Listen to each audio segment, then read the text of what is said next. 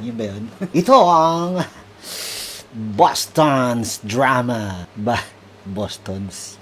Boston Drama by The Typecast Band. Okay? Katipa, ito pang ano lang to ha. Ito tuturo ko pang jamming lang ito ha. Hindi ito pang ano, hindi ito pang banda, hindi ito pang cover ng banda mo na gustong i-cover, gayahin yung buong kanta. Okay?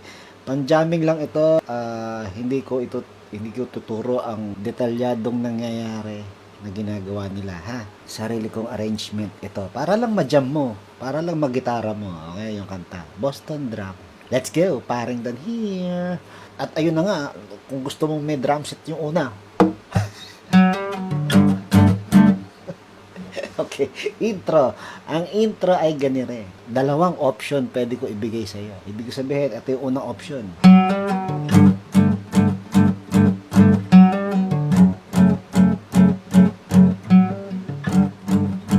Yon. Ang pangalawa option,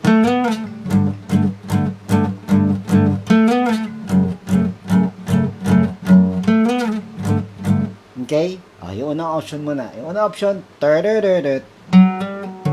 gano'n ang mangyayari sa 4th string, 4th fret. Okay? I-hammer on mo sa 5th fret. Yung 4th string, 4th fret, hammer on sa 5th fret, and then babalik, magiging pull off yung tunog. Babalik sa 4th fret. So, ganyan. Mabagal ang hammer on natin. Patunog, hammer on, bitaw. Ganon. Toini mo. And then, biglang punta ka sa 5th string, 5th fret. Yon. Okay? Pwedeng kalibitin, pwedeng hindi kalibitin yung 5th string. Okay? Again. Okay? And then, saka mo i-chord itong G. Parang doon, bakit ganyan ang G mo? Kasi, hindi ko pa nasasabi sa'yo na drop D ito. Okay? Ida-drop D natin ang 6th string, gagawing D. Baba ang tono. Okay, katipa, drop D tayo. Sorry naman, nalimutan ko sabihin kagad. Okay? So, ayun, naituro ko na sa'yo ha. And then, G. So, tingnan mo na lang sa screen paano ginagawa yung mga tipa na itinuturo ko. Ito yung sa G natin. Ito, example lang kita kung paano yan sa screen. Isang diretso lang naman. Nasa 5th fret. 6th string, 5th string. Pero, pagdating sa 4th string, ito ang nakalagay. Hindi sa 5th fret, sa 7th fret. Okay? So, yan, tatlong lang yan. Sa tuktok, yung tatlo sa tuktok, yan lang ang patutunogin. Okay? And then, another towininong. Pero, magiging F sharp ka na. Ano ba to? F sharp minor? Tama, F sharp minor. Pero, again, tatlong string lang sa tuktok. Ngayon, ito, naging spread yung kamay mo. Kasi, nandito sa 4th fret yung dalawang string sa tuktok. And then, yung 4th string, naiwan dun sa pinanggalingan mo kanina sa G. Naiwan sa 7th fret. Okay? Ganon. Toy ninong 1, 2, 3, 4, 5, 6. Toy ninong 1, 2, 3, 4, 5, 6. Okay?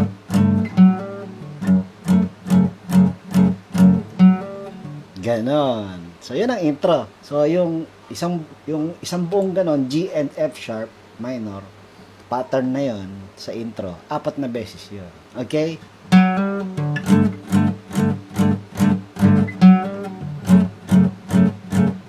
Pangalawa. Okay? Pangatlo to. Pangatlo na to. Pang-apat. Ganyan. And then, magbe-verse na. Ano? Standard pickup lines that. Yun. Standard pickup lines that. So, G. Tapos magiging D. So, ang D mo, Either para kang naka-D sus to rito or D talaga. Bahala ka na. Tapos, mabalik tayo sa intro kasi yung itong isang option, di ba? So, ganun lang mangyayari doon sa pangalawang option na gitara.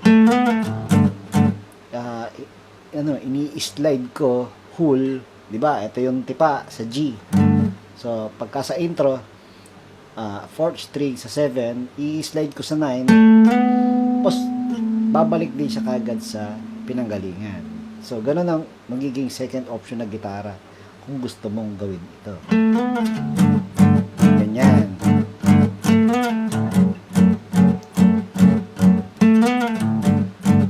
Okay? Ikaw, bahala ka kung gusto mo yon or yung kanina. Okay? Alright. Ulit tayo sa verse. Standard pickup lines that is direct your mode. Ito. Yan, may ganyan. Kaya mo yan? Octave ang gagawin mo. So, yung octave, patutunugin mo yung dalawang nota, magkaiba ng pitch. Ang unang mangyayari, itong nasa sa D. So, dalawa to. 5th string ay 5th fret, 3rd string ay 7th. Patutunugin mo yung dalawang yan. Marunong ka naman yan. Pinapatunog ng nag-i-strum pero dalawa lang yung tumutunog. Kasi yung diskarte ng kamay kong i-mute yung mga strings. Itong nasa gitna, nagiging automatic na yan. Pero yung iba, anyway, yung baba, hindi masagwat pakinggan. Di ba? So, yun. So, ganon. I-slide mo ng whole. So, mula, itong 5th string, di ba? 5th fret. Mula 5th fret, pupunta sa 7. Then, aatras sa 4th. Yan. Ganun ang mangyayari. So, again, kanta. Standard pickup lines that seems to wreck your bones. Yo, ito pwede patunugin kasi D ang chord. Okay, nagkataon. Okay. And then another kanta. Can this be a sequel? Actually, 'di ba, itong G natin. Kahit yung G okay lang yan, yung wala dito. Malay mo, tinatamad kang gawin to minsan. Okay? Pwedeng isang diretso lang sa 5th fret, yung 3 string sa tuktok. O kaya naman, buong G. Alam mo yan? O kaya G major 7. Maraming pwedeng gawin dito sa drop D. Okay? Can this be a sequel of my dying heart? Yan. And then, chasing down B minor. Dito ka. Just chasing down and never ending make believe D. Alright, B minor. B minor ulit. But you're perfect match of consistency. Ito, consistency, G. Yeah. Then, chorus. Okay, ang chorus natin ganito. Merong ginagawang tumutunog na ano. Will you come back in a heartbeat? Don't be confused of what great thing we could be. Okay, may mga paano no. Pero ito, sarili kong arrangement ito. Iba yung, alam ko, iba yung ginagawa talaga doon. So, gusto ko lang na magkaroon ng ganun, parang ganun tunog, kahawig na tunog. Okay? So, ayun, turo na natin. Ano muna tayo? Chords muna, para hindi ka malito. Ang chords niyan, sa chorus na yan, D, F sharp minor, G, B minor. Okay? Yan ang pinakang pattern niyang chorus na yan. So, ang mangyayari, ito unang-una, open 3 sa tuktok, and then 3rd string 9th. Tapos bababa. magiging third string 7. And then, lilipat ka na sa F sharp minor. F sharp minor natin, yun, tatlong tuktok ay fourth fret, and then, yung third string ay 6th fret. O, hindi ka pa umaalis sa F sharp minor, biglang lilipat ka dito. Kaninang ginawa natin? Yan. And then, biglang magiging G. Ang G natin, dalawang tuktok ay 5th fret. And then, yung ating 4th string ay 9th. Yan. And then, biglang lipat. Yan. O. Nandiyan naman sa screen. And then, biglang okay. Nandiyan sa screen. And then, biglang okay. Yung dalawa lang patutunugin. Pwede na yan. Diba? And then, B minor. Ganon. So, pagka diretso ko,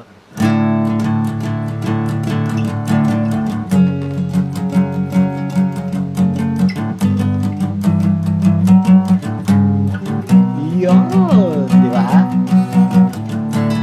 It takes on the same street. Can you tell me what Boston is like without me? And then, ganon. Kumbaga, nag-pausing. Paano yan? Iyaano mo, kailangan may muting discard ka. Yung muting, palm muting. Ilalagay mo yung dito, yung ididiin mo yung palm mo dito sa malapit sa bridge. Kaya ganyan. Kung ano yung patutunugin mo, ichochok mo yung tunog niya. Ganon. So, kung medyo sanay ka na doon, maganda yon. So, paano yun? O, open 6 string, and then 5th string, 4th fret hammer sa 5th. And then another open 6, and then biglang lilipat ka na sa 4th string, 2nd fret papunta sa 4th. And then another open 4th string ka pa rin. Pero paatras naman, pull off naman. Mula 5th fret to 4th. Yun lang mangyayari. And then, yan, parang naka-power chord ka na C sharp. And then, biglang verse na, yung ating G. Okay? Dahan-dahan yun. Ganon. So, kantahin mo na. Can you tell me about what it's like without me? Image is stabbed beneath the insides of my heart. Affection. Chorus. Will you come back in a heartbeat?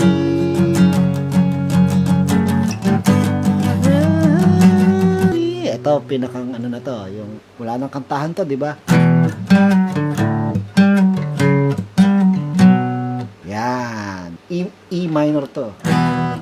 E, tama ba? Tama, E minor. So, tatlo lang sa tuktok, 2nd fret. And then, yan, palaging may ganon. Pull off, 4th string, 5th fret, 4th fret. And then, 5th string, 5th fret. Laging may ganon. Okay, so E minor, and then D. Ito, pwedeng ganito na lang. Kasi A, C sharp to eh. Pwedeng ganun na lang, isang nota na lang.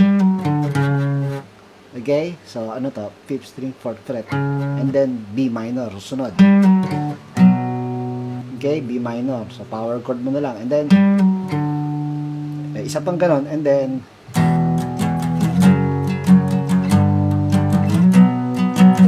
ganon ang mangyayari. E minor, F sharp minor, G, B minor, E minor, F sharp minor, G. Titigil sa G. E minor, D, A C sharp, B minor, E minor, F sharp minor, G, B minor, E minor, F sharp minor, skill doon. Pinakang huli ito, mahaba-haba itong mga ito. Itong madrama, meron na ituro ko na sa inyo. Meron pa ako idadagdag nga pala, nalimutan ko. Yan, baka gusto nyo, kasi tahimik ito, tapos may voicing tayong gagawin. So, ang voicing natin, itong una, idadagdag mo ito, second string 10th. And then dito, idadagdag mo second string 7. And then dito, hindi ka na magdadagdag. Okay?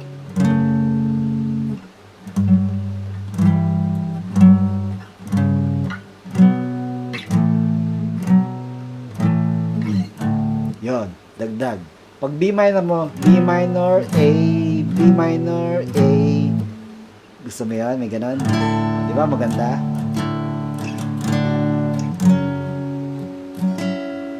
Ayun. So, 4 na beses yung mahabang gawain na yan. Okay? And then, biglang, nag-ingay na. Ito yung may nagli-lead eh. Okay? So, ikaw, bahala ka na. Gusto mo pang ituloy na gantong kahaba. Diba?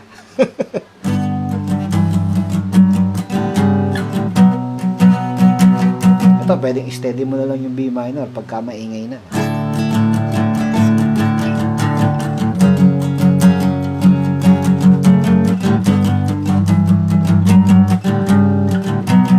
Ito naman, itong maingay nito, 3 beses lang. Halimbawa, ito, nag-3 beses na. Pangatlo na to.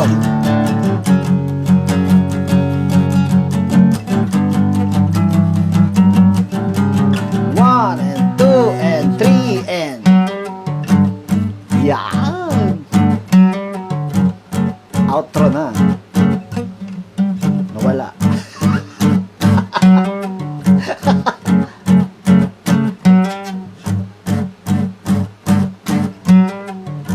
Ito, 4 na beses. Ba, iba ang tunog na. Ending. Yun ang pinakang ending nun. Ayos na. Parang done here. Appear.